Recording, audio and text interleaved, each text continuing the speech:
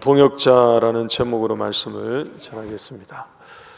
우리가 하는 일 중에는 혼자서 할 수 있는 일들이 없지 않아 종종 있습니다. 예를 들어서 글을 쓰는 사람들, 작가라고 하죠. 작가들이 글을 쓰는 그런 일, 또는 요즘에 젊은 사람들 사이에 인기가 많다고 하는 혼자서 방송하는 그런 1인 방송 같은 것도 있습니다.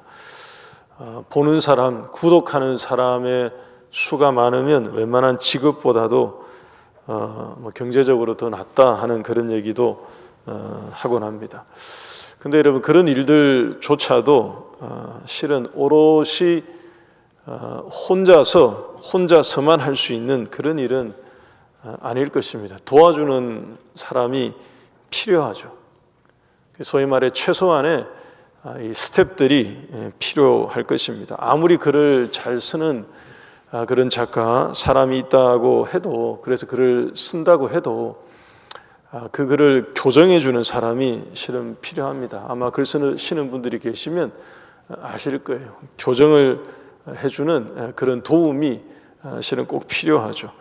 또 다른 나라에서 그 책을 출판하게 된다라고 하면 그래서는 작가 이상으로 또는 그만큼이나 번역하는 번역자의 이 실력이, 탁월한 번역가가 실은 필요합니다. 우리에게는 우리가 하는 모든 일이, 대부분의 일이 누군가의 도움을 받아야 하고 그 도움이 필요로 하는 그러한 일들이고, 또 우리는 그런 사람들입니다. 여러분, 성경의 다윗, 이 인물은 우리 모두가 다 알고 있는 대로 혼자서도 실은 대단한 인물이 맞죠. 다윗은 골리앗을 말 그대로 자기 혼자서 무너뜨리고 나라를 구한 그런 영웅 중에 영웅입니다. 모두가 무서워해서 감히 나서지 못할 때 다윗이 그야말로 혼자 나가서 골리앗을 꺾고 나라를 구한 용사 중에 용사이죠. 그래서 왕이 된 인물입니다.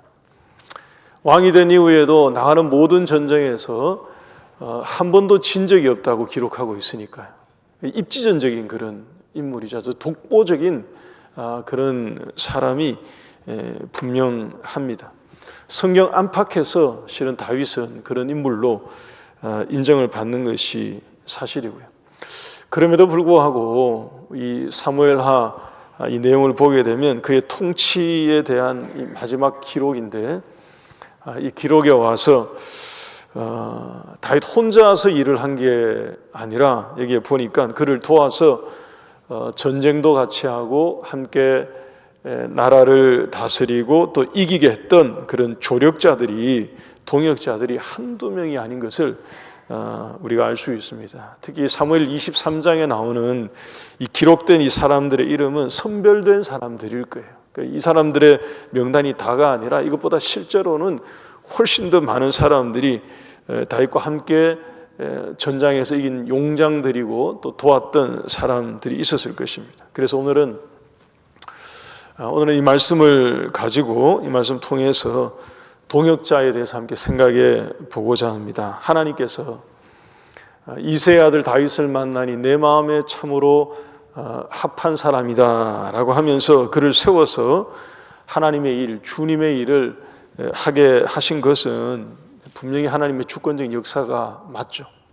근데 하나님께서 다윗 혼자만 그렇게 세워 두신 게 아니라 그 일을 위해서, 그것을 위해서 함께 일할 수 있는, 함께 싸울 수 있는 용사들을 같이 세워주셨다 하는 것입니다. 여러분, 고린도전서 3장 9절 말씀에 있습니다.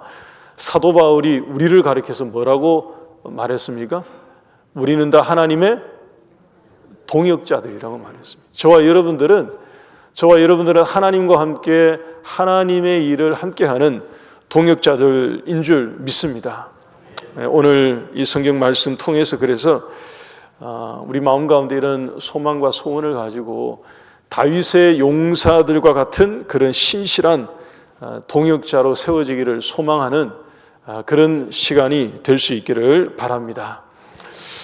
다윗에게 어떤 사람들이 있었는가 보면 우선 몇 주 전에 봤습니다만 8절에서 12절 사이에 있는 이 내용, 세 명의 큰 용사들이 있었습니다. 9절 하반절과 10절 상반절 말씀을 한번 보십시다.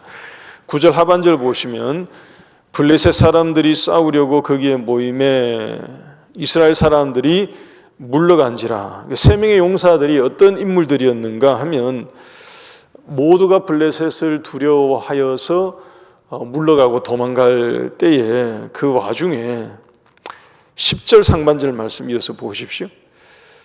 그가 나가서 손이 피곤하여 그의 손이 칼에 붙기까지 블레셋 사람을 치니라. 다시 말해서 용감하게 블레셋을 맞서 싸웠다.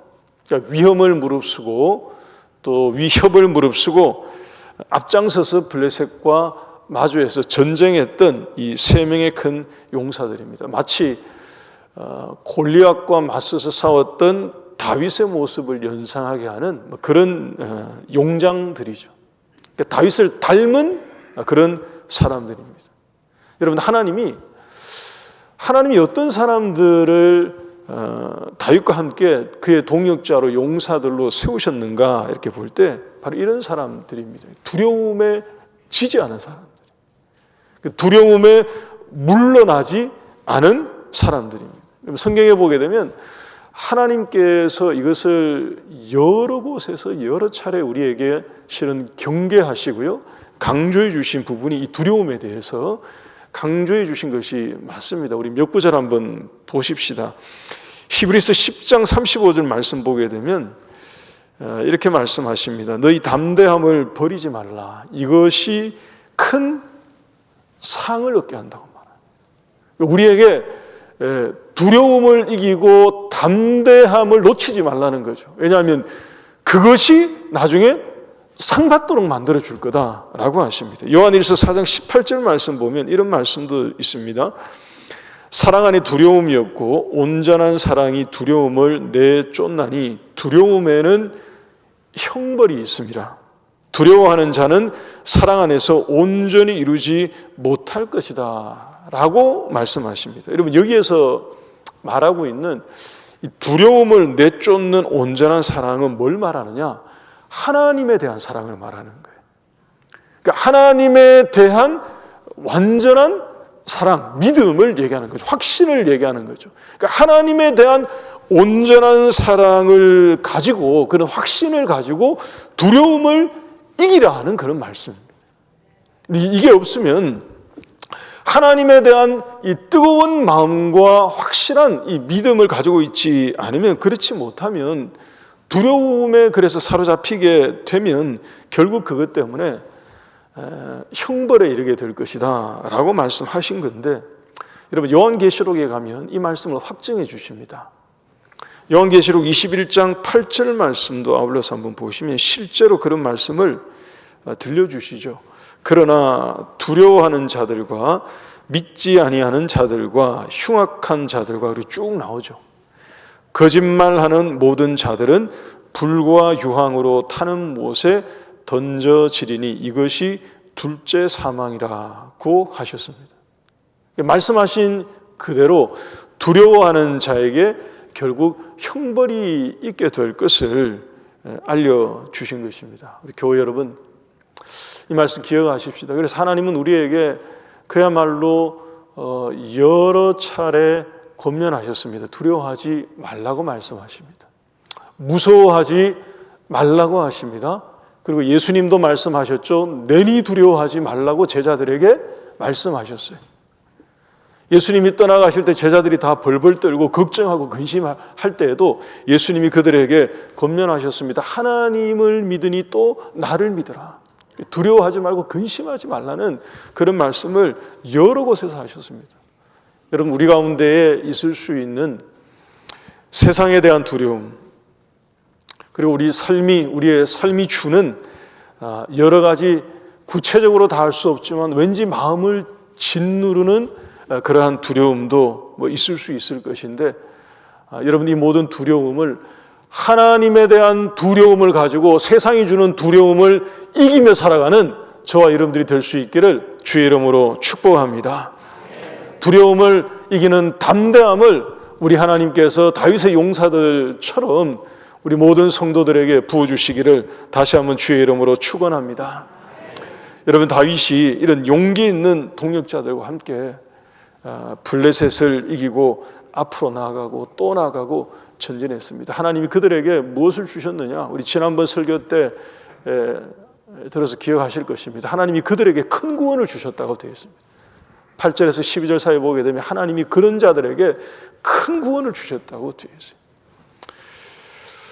두 번째, 또 다윗의 동역자들, 이 용사들이 어떤 사람들이었느냐? 이제 18절 이하에 나오는 이 내용 보시면, 여러분 여기에 이름이 나오지 않지만 또 다른 3명의 용사들이 나오고 있습니다. 어떤 일이 소개되어 있는데요. 다윗이 피난하여서 아둘람 굴에 숨어 있을 때 일입니다. 14절 말씀 한번 보십시오.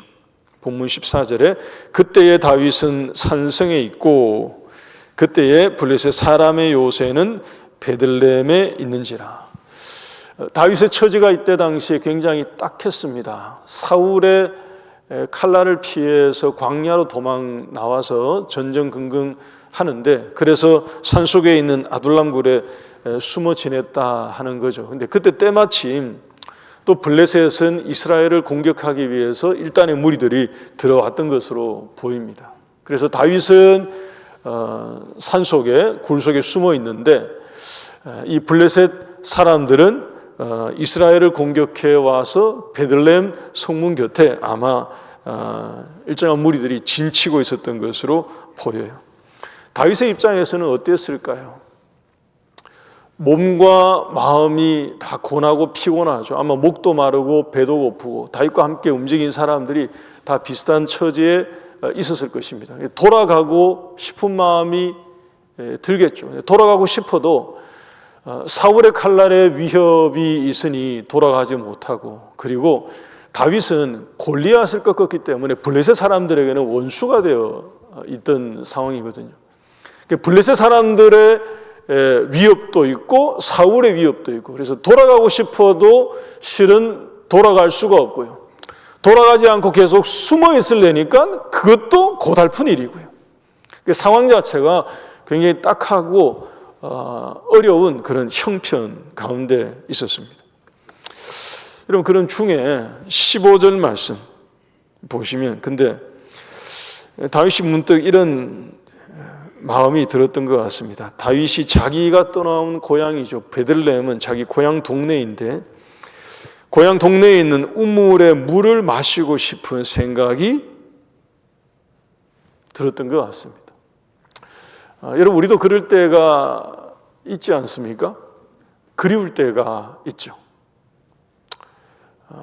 고향이 그리울 때도 있고, 또 옛날에 먹었던 그런 음식이 먹고 싶어서 생각날 때도 뭐 있고, 우리에게도 다 있을 수 있는 그런 건데, 이 상황 자체가 다윗 마음 가운데 이런 참 가람이 일어났던 그런 때로 보입니다. 그래서 거기에서 먹었던 그 베들레헴 성문 우물 곁에 자기 동네에 있던 그 물을 마시고 싶은 소원이 일어난 거죠. 그래서 15절에 이렇게 말한 것입니다. 다윗이 소원하여 이르되 베들레헴 성문 곁 우물물을 누가 내게 마시게 해줄 수 있을까라고 얘기했다는 거예요.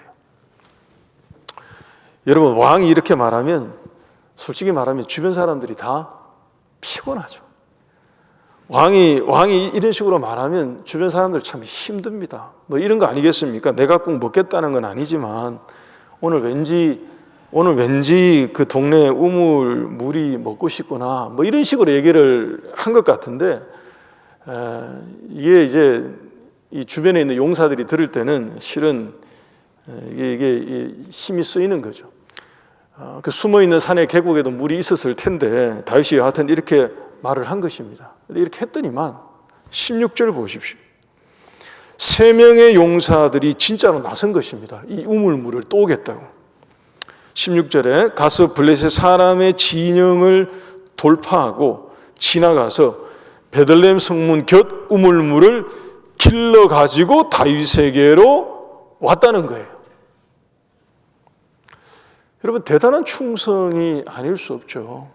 어떤 점에서 봤을 때 이거 뭐 좀 과잉충성 같은 그 우물물 한 동이 떠오겠다고 이들이 블레셋 진영을 돌파했다는 얘기는 여러분 전쟁했다는 얘기입니다. 이 세 명의 용사들이 그 물 한 그릇 떠오겠다고 실은 자기들의 목숨을 걸고 블레셋 군대와 싸워서 그 길을 지나가서 물 떠왔다는 얘기니까 이거 과해도 너무 과한 이런 얘기가 있나 싶은 생각이 들 정도로 좀 과한 기록을 실은 하고 있습니다. 이유가 있겠죠, 여러분. 이렇게 한 이유가. 이런 것을 기록해 준 이유도 분명히 있을 것입니다. 이렇게 해서 물을 떠왔더니만 이 세 명의 용사들이 그 우물에 있는 물을 길러서 다윗에게로 가지고 왔더니만 16절 하반절을 보십시오. 물을 길어 가지고 다윗에게로 왔으나 다윗이 마시기를 기뻐하지 아니하고 그 물을 여호와께 부어드렸다 하는 것입니다. 그리고 말하기를 17절에 이렇게 말합니다. 이르되 여호와여 내가 나를 위하여 결단코 이런 일을 하지 않겠습니다. 이는 목숨을 걸고 갔던 사람들의 피가 아니니까 하고 마시기를 즐겨하지 아니하니라. 세 용사가 이런 일을 행하였더라. 여러분 다윗이 감동한 것입니다. 그 물의 물을 그야말로 그 굴 속에서 산 속에서 먹고 싶은 생각이 문득 들어서 누가 그 물 좀 마시게 해주면 얼마나 좋을까라고 했더니만 이 세 명의 용사들이 정말 자기들 목숨 걸고 가서 블레셋 군대와 싸워서 그 물을 정말 떠온 것입니다. 다윗이 그 물을 받고 난 다음에 기가 막히는 거죠.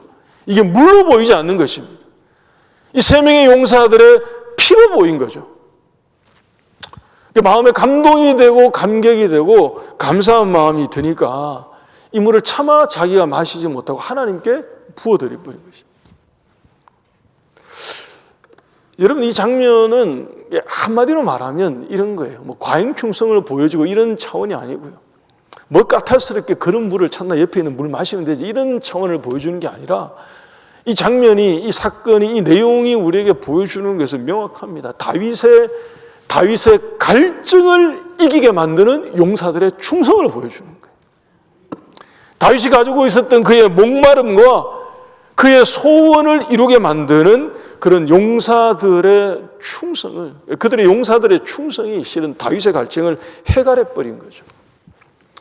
영육이 피곤하고 베들레헴의 그 물을 마시고 싶었지만 용사들의 충성을 보니까 그의 그 목마름과 갈증이 사라져버리는 뭐 그런 감동이 일어났던 것입니다. 이게 진정한 의미에서 이들이 동역자들인 거죠.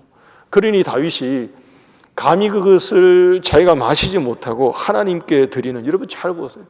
감히 자기가 마시지 못하고 하나님께 드리는 그 공동체 전체적으로 봤을 때 더 아름다운 장면이 펼쳐진 것입니다. 하나님 보실 때. 하나님 보실 때 이 공동체 전체가 더 큰 헌신으로 나가게 되는 그런 변화가 일어난 그런 것과 같은 것입니다. 그러니 여러분 다윗도 그렇고 이 세 명의 용사들도 그렇고 이들 모두가 다 하나님 앞에 신실하고 충성된 종이자 동역자들이 되었던 것입니다. 여러분 우리 모두가 저와 여러분들이 이와 같은 하나님의 동역자들이 다 될 수 있기를 바랍니다. 여러분 특별히 이 15절에 나오는 다윗의 이 말을 한번 보십시오. 여러분 베들레헴 물을 누가 내게 마시게 할까라고 한 이 말씀 읽으면 마치 우리가 잘 알고 있는 성경의 한 구절을 실은 연상하게 하는 것과 같습니다. 저는 이 말씀 읽을 때 잠언 25장 13절의 이 말씀이 연상이 됩니다. 잠언 25장 13절 우리 잘 알죠. 충성된 사자는 그를 보낸 이에게 마치 추수하는 날에 얼음 냉수와 같아서 능히 그 주인의 마음을 뭐하게 하느니라? 시원하게 하느니라. 다윗에게 있었던 세 명의 용사들이 여러분 그런 사자들이었습니다. 그런 사람들이었던 거죠. 시원한 냉수로 다윗의 마음을 그야말로 시원하게 했던 그런 충성된 동역자들이었습니다. 여러분 잘 보세요. 물을 마셔서 시원하게 된 게 아니에요. 이 기록이 우리에게 보여주고자 하는 교훈이 있다니까요. 뭐 이런 도가 지나치는 것을 요구하고 도가 지나치는 충성을 하고 이런 걸 보여주려고 이런 걸 기록한 게 아니고요. 우리가 주목해야 될 게 있습니다. 물을 마시지 않았는데 그 가람이 해결되어지는 그 마음이 시원하게 되는, 하나님이 우리에게 교훈하는 것이 명확한 것입니다.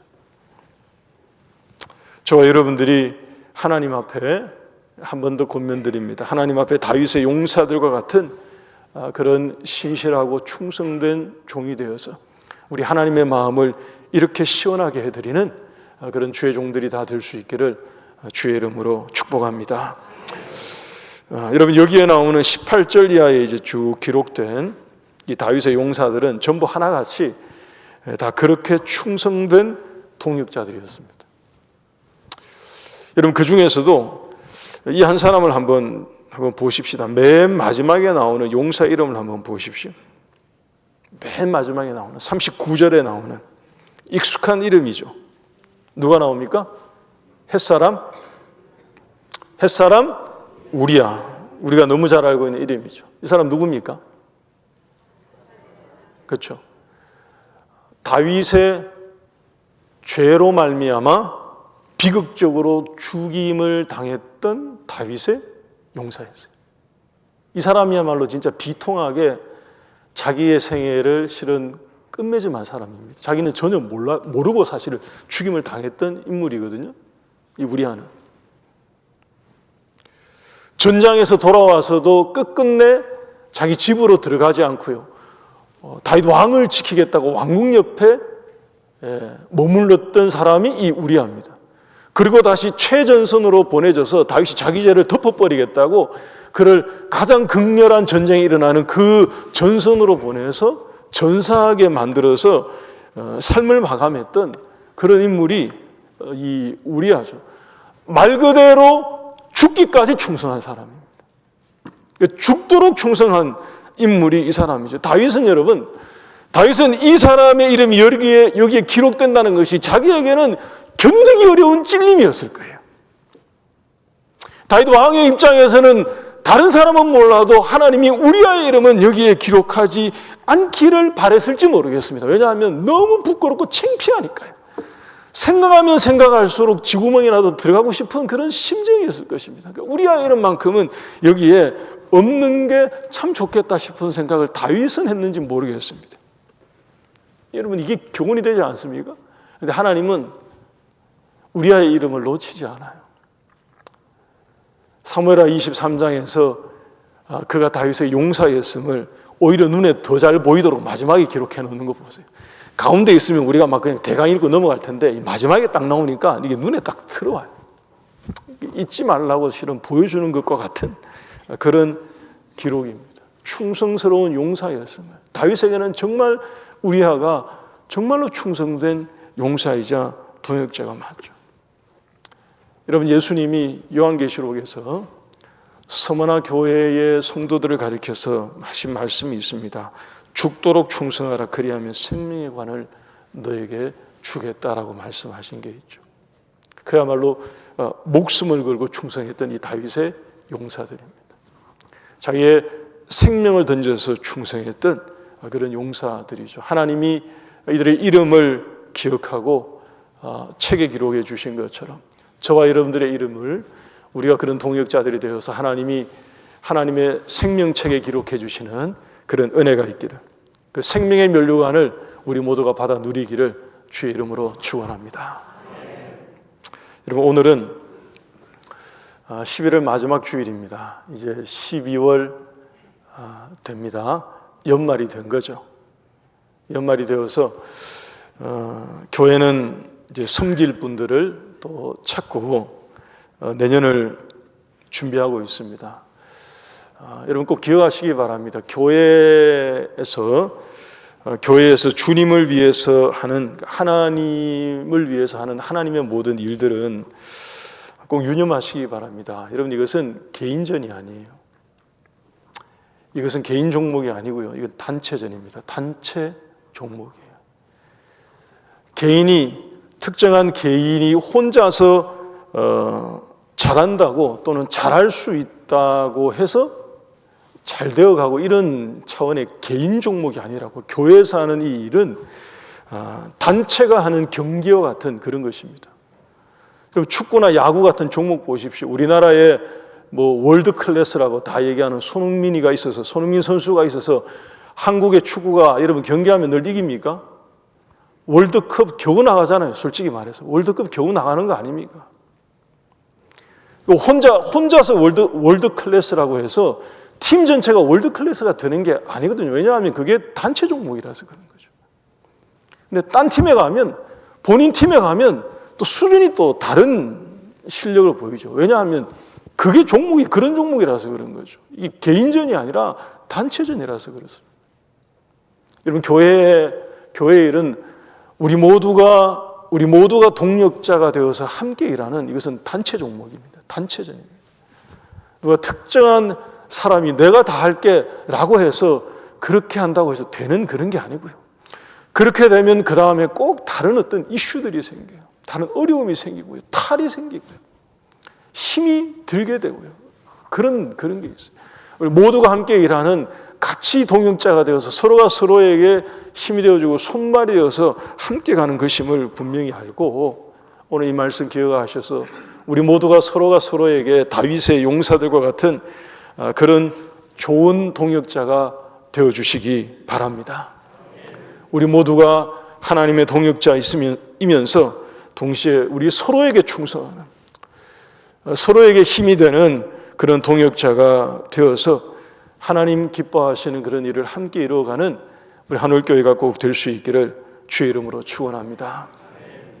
여러분, 그래서 연말이 되어서 교회 사람들을 세우고 할 때 이런 마음으로 자원하시기를 바랍니다. 자원하시기를 바랍니다. 자청하시기를 바랍니다. 그리고 이런 일 저런 일 때문에 우리 같이 일하자고 권면하고 또 권하고 할 때 여러분 충성스러운 동역자의 심정으로 자청해 주시기를 바랍니다. 그럴 때 본인도, 그 일을 하게 되는 본인도 마음 가운데 기쁨이 있을 것이고요. 또 그런 섬김을 받으시는 하나님도 기뻐하실 줄 믿습니다.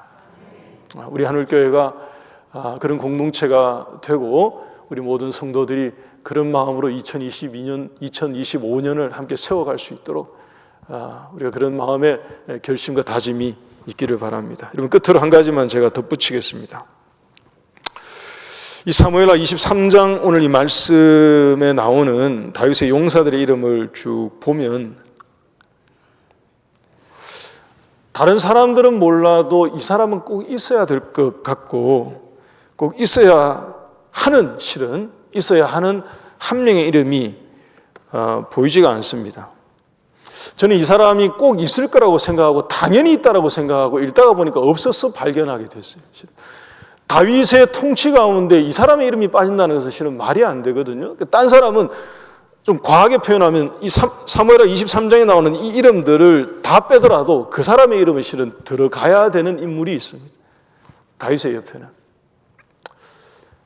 여러분, 누구일 것 같습니까? 요압. 여러분, 다윗에게 요압은 그냥 용장 중에 용장이 아닙니다. 건국 초기부터 다윗과 함께 했던 최측근 중에서도 최측근이에요. 그의 군대 장관으로 소개되어 있습니다. 다윗의 군대 장관. 그러니 용사들 중에서도 이 사람이 탑이죠. 딴 사람은 이름이 실은 빠져도 이 사람의 이름이 빠지면 안 되거든요. 그런데 이 리스트를 보게 되면 요압의 아우 그러면서 아비세, 아사엘 이런 요압의 아우라고는 나옵니다. 또는 요압의 무기를 든 사람 이러면서 또 나오는 이름도 있어요. 그런데 요압은 이 리스트에 빠져 있습니다. 의아한 일이거든요. 빠지면 안 되고 빠지는 게 상상이 되지 않는 그런 인물인데 이 요압의 이름은 빠져 있습니다. 대단한 헌신을 했던 사람이고요. 다윗과 함께 다윗 왕국을 세워서 끝까지 실은 쭉 다윗이 거의 끝까지 같이 갔던 그런 사람이니까 충성심으로 보자면 굉장했던 사람인데 우리는 지금 사무엘하 마지막에 와 있습니다. 사무엘 상부터 쭉 봤거든요. 그래서 이 사람에 대한 얘기가 나왔을 때 제가 이미 여러 차례 여러분들에게 설교하고 설명을 드렸습니다. 기억하시는 분들은 기억하실 것입니다. 요압은 그 정도로 대단한 용장이었지만, 군대 장관이었고 국방부 장관이었고 굉장했지만, 요압은 자기 마음 가운데에 야심이 있었던 사람이에요. 그가 가지고 있었던 이 군부에 가지고 있었던 힘이 대단했었거든요. 그래서 때때로 다윗이 이 요압 자기의 뜻과 다른 것을 판단하거나 결정하거나 다윗의 뜻을 드러냈을 때 요압은 자기의 뜻을 관철하기 위해서 왕을 무시하는 경우들이 여러 번 있었습니다. 본인의 뜻대로 막 해버리는 일들이 있었습니다. 다윗이 그것 때문에 실은 괴로워했던 적도 있었고요. 자기보다 힘이 더 있어 보이니까 어찌 하기는 그렇고, 그러니까 아픈 손가락과 같은 그런 거죠. 내치지도 못하고요, 내치지도 않았고요. 다윗이 옆에 두고 끝까지 같이 가기는 갑니다만, 다윗의 마음 가운데 있었던 동역자가 아니었던 것으로 보입니다. 그의 측근으로 있었고 그의 동역자로 있었지만 그의 마음속에 있었던 측근은 아니었던 것 같아요. 그게 언제 드러나느냐? 다윗이 그의 인생을 마감할 때 솔로몬에게 왕위를 물려줄 때 그의 마음속에 있던 이것을 드러냅니다. 그래서 솔로몬에게 뭐라고 유언을 남기느냐? 잊지 말라고 얘기합니다. 요압이 행했던 그런 일들을 너는 기억하고 있어라 라고 얘기를 해줘버려요. 솔로몬은 대번에 알아들었습니다. 이게 무슨 뜻인지. 솔로몬이 왕이 되고 난 다음에 거의 초기에 단행했던 일이 요압을 제거하는 것이었습니다. 다윗은 하지 않았지만, 그가 못했었는지 모르지만 솔로몬이 아버지 대신에 그 일을 하는 거죠. 오늘 리스트를 보니까 요압의 그 이름이 빠져 있는 것이 이 명단의 비밀처럼 다가오는 것입니다. 이 명단이 가지고 있는 이런 교훈이 있겠구나. 여러분, 요압은 그랬던 거죠. 다윗에 대한 충성을 이용해서 실은 자기 자신에게 충성했던 인물입니다. 하나님에 대한 충성을 이용해서 실은 자기 자신의 힘을 세워가려고 했던 그런 인물로 실은 사무엘서에서 비춰지고 있는 인물이 많습니다. 우리 오늘 이 말씀 통해서 하나님 앞에 정말로 충성스러운 동역자, 하나님 앞에 정말 충성스러운 종이 되어서 우리 하나님을 기쁘시게 해드리는 그러한 동역자가 되어서 하나님의 책에 기록되어지는 우리 모두가 될 수 있기를 주의 이름으로 축원합니다. 우리 마지막으로 빌립보서 4장 3절 말씀 제가 읽어드리고 함께 찬송하겠습니다. 여러분, 여기에 보면 사도 바울이 자기의 동역자를 소개하는 장면이 많은데 요 빌립보서에 나오는 한 장면입니다. 성경에 이름이 나오지 않는 무명의 여인들이 있어요, 빌립보 교회에. 근데 이들이 실로 충성된 여인들이었습니다. 바울이 이렇게 말합니다. 또 참으로 나와 멍에를 같이 한 너에게 구하노니 복음에 나와 함께 힘쓰던 저 여인들을 돕고, 이 저 여인들의 이름을 모르겠어요. 그냥 그 여인들, 저 여인들이라고 말하는 저 여인들이 나오는데 그들을 돕고, 또한 글레멘드와 그 외에 나의 동역자들, 그 외에 나의 동역자들, 이름은 없지만 바울이 이들을 언급합니다. 이들을 도우라고 말하면서 그 다음에 하는 얘기가 그의 이름들이 어디에 있다고요? 생명책에 기록됩니다. 자기는 혹시 이름을 놓쳤는지 몰라도 하나님은 놓치지 않고 그들의 이름을 하나님의 책에 기록해 두셨다라고 말합니다. 우리 모두가 이런 동역자가 되어서 하나님 앞에 서게 되는 그런 은혜가 있기를 주의 이름으로 축원합니다.